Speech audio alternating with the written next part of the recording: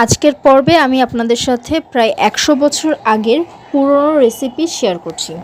আসসালামু আলাইকুম viewers, Lipi's kitchen আপনাদের সবাইকে স্বাগতম। আজকে যে রেসিপিটি আপনাদের সাথে শেয়ার করছি এটা আমার মার নানু রান্না করতো, আর এখন বাড়ি গেলে আমার নানু এটা রান্না করে। এটা কিন্তু মিস যায় না।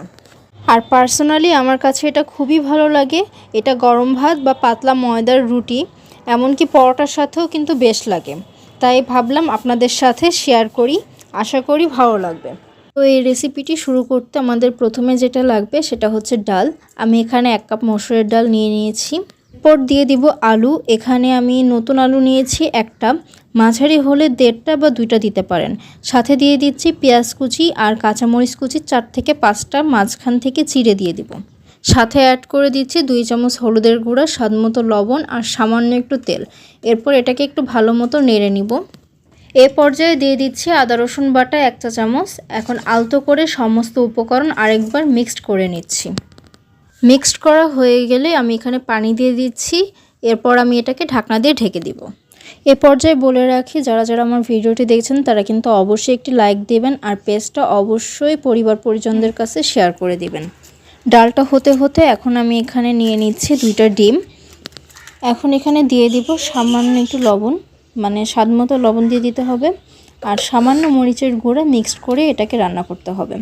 আর এখানে কিন্তু পেঁয়াজ কুচিটা ব্যবহার করা যাবে না, কারণ এটা যখন আমরা ডালের মধ্যে দিব তখন কিন্তু পেঁয়াজটা সেদ্ধ হয়ে নরম হয়, তখন কিন্তু ভালো লাগে না। জাস্ট লবণ আর মরিচের গুঁড়া দিলেই বেশি ভালো লাগে। তবে কেউ চাইলে কাঁচা মরিচও দিতে পারেন, কিন্তু আমি দেখেছি মরিচের গুঁড়া দিলেই বেশি ভালো লাগে। এখন ঢাকনাটা তুলে ডালটা একটু দেখব কোন পর্যায়ে আছে। প্রায় সিদ্ধ হয়ে গেছে। এই পর্যায়ে আমি একটি ডাল ঘুটানি দিয়ে ডালটাকে একটু ঘুটে নেব। এখন এটাকে আরও কিছুক্ষণ আমি রান্না করে নেব। ডালটা হতে হতে এখন আমি ডিমটা ভেজে নেব। তাই চুলায় একটি কড়াই দিয়ে তাতে তেল দিয়ে দিয়েছি। তেলটা একটু গরম হয়ে গেলে আমি ডিমটা দিয়ে দিচ্ছি।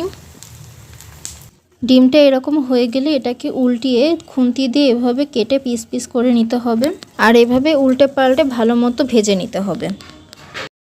এখন ডালটা আরেকবার একটু দেখিয়ে দিচ্ছি। আমার আলুগুলো কিন্তু প্রায় সিদ্ধ হয়ে গেছে। এখন এর মধ্যে আমি ডিমগুলো দিয়ে দিচ্ছি। এখন চুলার আঁচটা মিডিয়াম রেখে এটাকে একটু হালকা হাতে নেড়ে নিচ্ছি।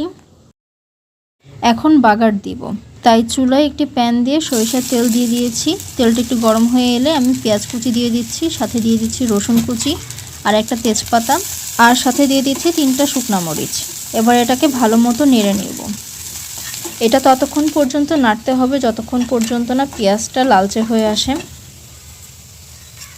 আমার পেঁয়াজটা লালচে হয়ে এসেছে। এখন আমি এর মধ্যে ফোড়ন দিয়ে দিচ্ছি। এখন এটা থেকে গোল্ডেন কালার না আসা পর্যন্ত এটা অনবরত নাড়তে হবে। আমার এটা তৈরি হয়ে গেছে, দেখতেই পাচ্ছেন কত সুন্দর একটি কালার হয়েছে। এখন ডালের মধ্যে আমি বাগারটা দিয়ে দিচ্ছি। এই বাগারটা দেওয়ার সাথে সাথে কিন্তু খুব সুন্দর একটা ঘ্রাণ আসে। বাসায় যখন বানাবেন তখনই বুঝতে পারবেন। আশপাশে কিন্তু এর ঘ্রাণ ছড়িয়ে পড়বে, তখন মনে করবেন যে ইস, এই রান্নাটা আগে কেন জানতাম না। একটু ফুটে উঠলে এখন এখানে দিয়ে দিচ্ছি ধনিয়া পাতা কুচি। এটা কিন্তু অপশনাল, তবে এখানে যদি আপনি ধনিয়া পাতা দেন তাহলে এর ঘ্রাণ বেড়ে আরও দ্বিগুণ হয়ে যাবে। তৈরি হয়ে গেছে আমার ডিম আলুর ডাল। এখন পরিবেশন করে নিচ্ছি। আশা করি আমার এই রেসিপি আপনাদের কাছে ভালো লেগেছে। যদি বাসায় ট্রাই করেন দেখবেন খুবই ভালো লাগবে। একদম সহজ আর কমন একটি রান্না। আর এটা উপর থেকে দেখতে সুন্দর লাগে, বা যখন পরিবেশন করবেন তখন সবাই দেখে যেন বলে এটা কি রান্না করেছো, এত সুন্দর লাগছে।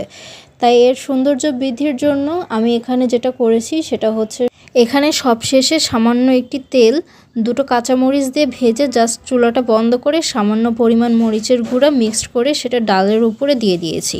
এতে করে এটা দেখতে যেমন সুন্দর লাগে, খেতেও ভালো লাগে। আর যারা যারা ভিডিওটি দেখছেন তারা অবশ্যই একটি লাইক দিবেন আর বেশি বেশি করে শেয়ার করবেন। আর বাসায় ট্রাই করলে অবশ্যই কমেন্টের মাধ্যমে জানাবেন।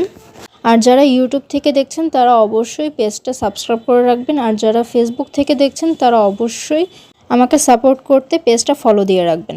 ধন্যবাদ।